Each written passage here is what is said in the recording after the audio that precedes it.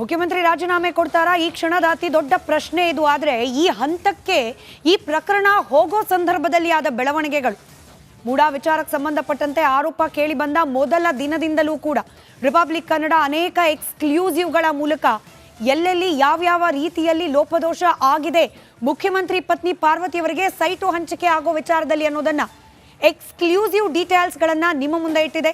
ಅದರಲ್ಲೂ ಪ್ರಪ್ರಥಮವಾಗಿ ಮೂಡಾ ಪ್ರಕರಣಕ್ಕೆ ಸಂಬಂಧಪಟ್ಟಂತೆ ಮೂವರು ದೂರುದಾರರನ್ನ ಏಕಕಾಲದಲ್ಲಿ ಸ್ಟುಡಿಯೋದಲ್ಲಿ ಲೈವ್ ಕೂರಿಸಿ ದೂರು ಕೊಟ್ಟಿದ್ಯಾಕೆ, ದೂರಿನ ಸಾರಾಂಶ ಏನು, ಉದ್ದೇಶ ಏನು, ಹಾಗೆ ಯಾವ ರೀತಿಯ ರಿಸಲ್ಟ್ ಅನ್ನ ಅಪೇಕ್ಷೆ ಪಡ್ತಿದ್ದಾರೆ ದೂರುದಾರರು, ಇದರ ಕೂಲಂಕುಷವಾದ ಚರ್ಚೆ ನಡೆದಿದ್ದು ರಿಪಬ್ಲಿಕ್ ಕನ್ನಡದಲ್ಲಿ.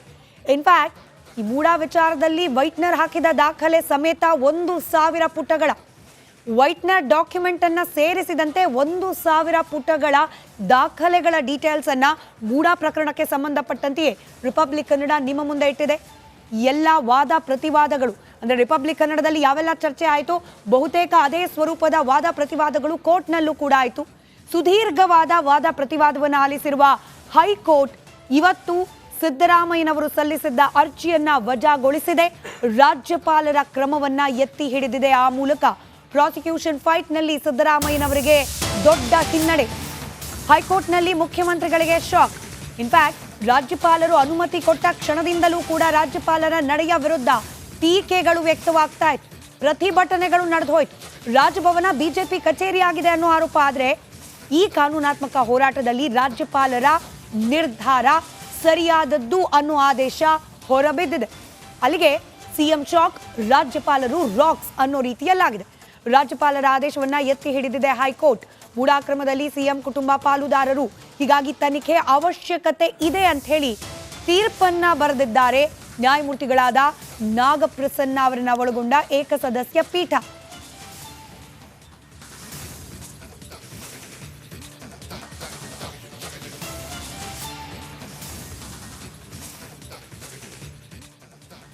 ಕಾನೂನಾತ್ಮಕ ಹೋರಾಟದಲ್ಲಿ ಮೊದಲ ಹಂತದ ಗೆಲುವಿನ ಖುಷಿಯೊಂದಿಗೆ ರಿಪಬ್ಲಿಕ್ ಕನ್ನಡದ ಸ್ಟುಡಿಯೋದಲ್ಲಿದ್ದಾರೆ ದೂರುದಾರರಾದ ಸ್ನೇಹಮಯಿ ಕೃಷ್ಣ ಅವರು.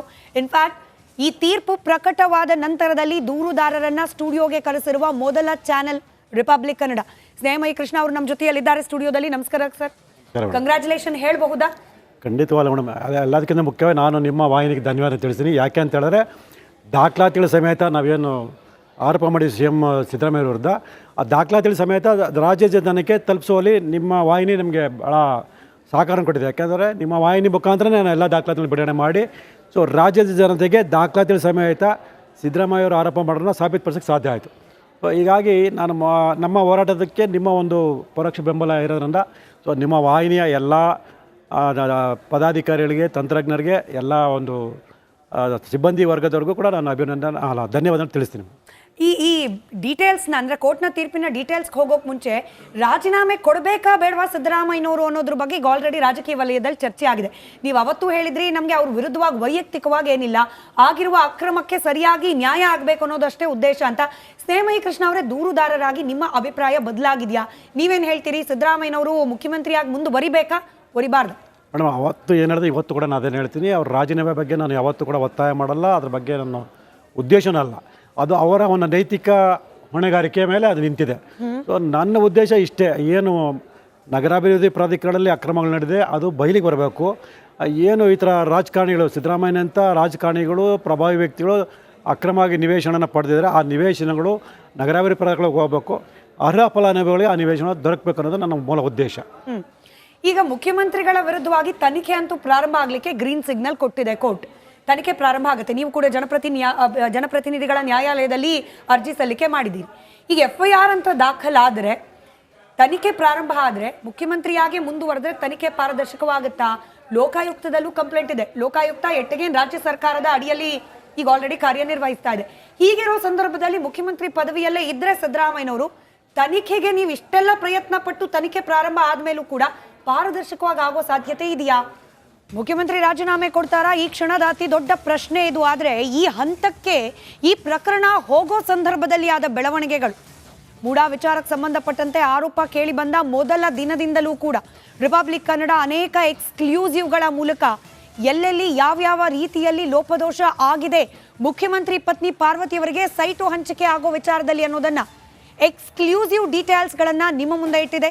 ಅದರಲ್ಲೂ ಪ್ರಪ್ರಥಮವಾಗಿ ಮೂಡಾ ಪ್ರಕರಣಕ್ಕೆ ಸಂಬಂಧಪಟ್ಟಂತೆ ಮೂವರು ದೂರುದಾರರನ್ನ ಏಕಕಾಲದಲ್ಲಿ ಸ್ಟುಡಿಯೋದಲ್ಲಿ ಲೈವ್ ಕೂರಿಸಿ ದೂರು ಕೊಟ್ಟಿದ್ಯಾಕೆ, ದೂರಿನ ಸಾರಾಂಶ ಏನು, ಉದ್ದೇಶ ಏನು, ಹಾಗೆ ಯಾವ ರೀತಿಯ ರಿಸಲ್ಟ್ ಅನ್ನ ಅಪೇಕ್ಷೆ ಪಡ್ತಿದ್ದಾರೆ ದೂರುದಾರರು, ಇದರ ಕೂಲಂಕುಷವಾದ ಚರ್ಚೆ ನಡೆದಿದ್ದು ರಿಪಬ್ಲಿಕ್ ಕನ್ನಡದಲ್ಲಿ.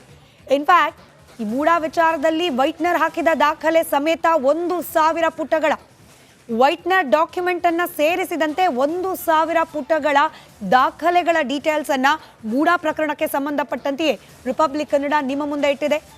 ಎಲ್ಲ ವಾದ ಪ್ರತಿವಾದಗಳು ಅಂದ್ರೆ ರಿಪಬ್ಲಿಕ್ ಕನ್ನಡದಲ್ಲಿ ಯಾವೆಲ್ಲ ಚರ್ಚೆ ಆಯಿತು, ಬಹುತೇಕ ಅದೇ ಸ್ವರೂಪದ ವಾದ ಪ್ರತಿವಾದಗಳು ಕೋರ್ಟ್ನಲ್ಲೂ ಕೂಡ ಆಯಿತು. ಸುದೀರ್ಘವಾದ ವಾದ ಪ್ರತಿವಾದವನ್ನು ಆಲಿಸಿರುವ ಹೈಕೋರ್ಟ್ ಇವತ್ತು ಸಿದ್ದರಾಮಯ್ಯನವರು ಸಲ್ಲಿಸಿದ್ದ ಅರ್ಜಿಯನ್ನ ವಜಾಗೊಳಿಸಿದೆ. ರಾಜ್ಯಪಾಲರ ಕ್ರಮವನ್ನ ಎತ್ತಿ ಹಿಡಿದಿದೆ. ಆ ಮೂಲಕ ಪ್ರಾಸಿಕ್ಯೂಷನ್ ಫೈಟ್ನಲ್ಲಿ ಸಿದ್ದರಾಮಯ್ಯನವರಿಗೆ ದೊಡ್ಡ ಹಿನ್ನಡೆ. ಹೈಕೋರ್ಟ್ನಲ್ಲಿ ಮುಖ್ಯಮಂತ್ರಿಗಳಿಗೆ ಶಾಕ್. ಇನ್ಫ್ಯಾಕ್ಟ್ ರಾಜ್ಯಪಾಲರು ಅನುಮತಿ ಕೊಟ್ಟ ಕ್ಷಣದಿಂದಲೂ ಕೂಡ ರಾಜ್ಯಪಾಲರ ನಡೆಯ ವಿರುದ್ಧ ಟೀಕೆಗಳು ವ್ಯಕ್ತವಾಗ್ತಾ ಇತ್ತು, ಪ್ರತಿಭಟನೆಗಳು ನಡೆದು ಹೋಯ್ತು. ರಾಜಭವನ ಬಿಜೆಪಿ ಕಚೇರಿ ಆಗಿದೆ ಅನ್ನೋ ಆರೋಪ. ಆದರೆ ಈ ಕಾನೂನಾತ್ಮಕ ಹೋರಾಟದಲ್ಲಿ ರಾಜ್ಯಪಾಲರ ನಿರ್ಧಾರ ಸರಿಯಾದದ್ದು ಅನ್ನೋ ಆದೇಶ ಹೊರಬಿದ್ದಿದೆ. ಅಲ್ಲಿಗೆ ಸಿಎಂ ಶಾಕ್, ರಾಜ್ಯಪಾಲರು ರಾಕ್ಸ್ ಅನ್ನೋ ರೀತಿಯಲ್ಲಾಗಿದೆ. ರಾಜ್ಯಪಾಲರ ಆದೇಶವನ್ನ ಎತ್ತಿ ಹಿಡಿದಿದೆ ಹೈಕೋರ್ಟ್. ಮೂಡಾ ಕ್ರಮದಲ್ಲಿ ಸಿಎಂ ಕುಟುಂಬ ಪಾಲುದಾರರು, ಹೀಗಾಗಿ ತನಿಖೆ ಅವಶ್ಯಕತೆ ಇದೆ ಅಂತ ಹೇಳಿ ತೀರ್ಪನ್ನ ಬರೆದಿದ್ದಾರೆ ನ್ಯಾಯಮೂರ್ತಿಗಳಾದ ನಾಗಪ್ರಸನ್ನ ಅವರನ್ನ ಒಳಗೊಂಡ ಏಕಸದಸ್ಯ ಪೀಠ.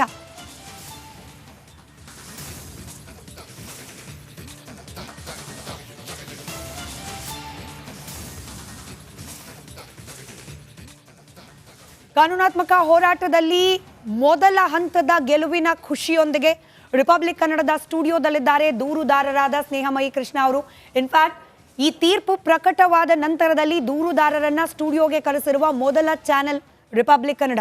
ಸ್ನೇಹಮಯಿ ಕೃಷ್ಣ ಅವರು ನಮ್ಮ ಜೊತೆಯಲ್ಲಿದ್ದಾರೆ ಸ್ಟುಡಿಯೋದಲ್ಲಿ. ನಮಸ್ಕಾರ ಸರ್, ಕಂಗ್ರ್ಯಾಚುಲೇಷನ್ ಹೇಳಬಹುದಾ? ಖಂಡಿತವಾಗ್ಲೂ ಮೇಡಮ್.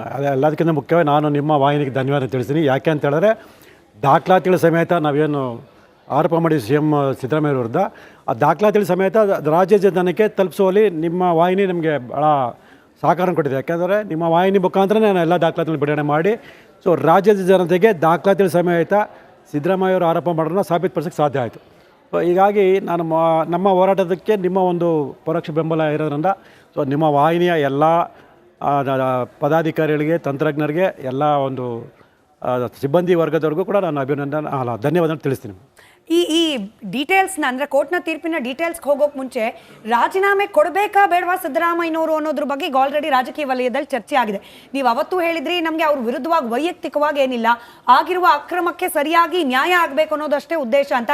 ಸ್ನೇಹಮಯಿ ಕೃಷ್ಣ ಅವರೇ, ದೂರುದಾರರಾಗಿ ನಿಮ್ಮ ಅಭಿಪ್ರಾಯ ಬದಲಾಗಿದೆಯಾ? ನೀವೇನು ಹೇಳ್ತೀರಿ? ಸಿದ್ದರಾಮಯ್ಯನವರು ಮುಖ್ಯಮಂತ್ರಿಯಾಗಿ ಮುಂದುವರಿಬೇಕಾ, ವರಿಬಾರ್ದು? ಮೇಡಮ್, ಅವತ್ತು ಏನು ಹೇಳಿದೆ ಇವತ್ತು ಕೂಡ ನಾನು ಅದೇನು ಹೇಳ್ತೀನಿ. ಅವ್ರ ರಾಜೀನಾಮೆ ಬಗ್ಗೆ ನಾನು ಯಾವತ್ತೂ ಕೂಡ ಒತ್ತಾಯ ಮಾಡಲ್ಲ. ಅದ್ರ ಬಗ್ಗೆ ನನ್ನ ಉದ್ದೇಶನಲ್ಲ. ಅದು ಅವರ ಒಂದು ನೈತಿಕ ಹೊಣೆಗಾರಿಕೆ ಮೇಲೆ ಅದು ನಿಂತಿದೆ. ಸೊ ನನ್ನ ಉದ್ದೇಶ ಇಷ್ಟೇ. ಏನು ನಗರಾಭಿವೃದ್ಧಿ ಪ್ರಾಧಿಕಾರದಲ್ಲಿ ಅಕ್ರಮಗಳು ನಡೆದಿದೆ ಅದು ಬಯಲಿಗೆ ಬರಬೇಕು. ಏನು ಈ ಥರ ರಾಜಕಾರಣಿಗಳು, ಸಿದ್ದರಾಮಯ್ಯನಂಥ ರಾಜಕಾರಣಿಗಳು, ಪ್ರಭಾವಿ ವ್ಯಕ್ತಿಗಳು ಅಕ್ರಮವಾಗಿ ನಿವೇಶನ ಪಡೆದಿದ್ದಾರೆ, ಆ ನಿವೇಶನಗಳು ನಗರಾಭಿವೃದ್ಧಿ ಪ್ರಾಧಿಕಾರಕ್ಕೆ ಹೋಗಬೇಕು. ಅರ್ಹ ಫಲಾನುಭವಿಗಳಿಗೆ ಆ ನಿವೇಶನ ದೊರಕಬೇಕು ಅನ್ನೋದು ನನ್ನ ಮೂಲ ಉದ್ದೇಶ. ಈಗ ಮುಖ್ಯಮಂತ್ರಿಗಳ ವಿರುದ್ಧವಾಗಿ ತನಿಖೆ ಅಂತೂ ಪ್ರಾರಂಭ ಆಗಲಿಕ್ಕೆ ಗ್ರೀನ್ ಸಿಗ್ನಲ್ ಕೊಟ್ಟಿದೆ ಕೋರ್ಟ್. ತನಿಖೆ ಪ್ರಾರಂಭ ಆಗುತ್ತೆ. ನೀವು ಕೂಡ ಜನಪ್ರತಿನಿಧಿಗಳ ನ್ಯಾಯಾಲಯದಲ್ಲಿ ಅರ್ಜಿ ಸಲ್ಲಿಕೆ ಮಾಡಿದ್ದೀರಿ.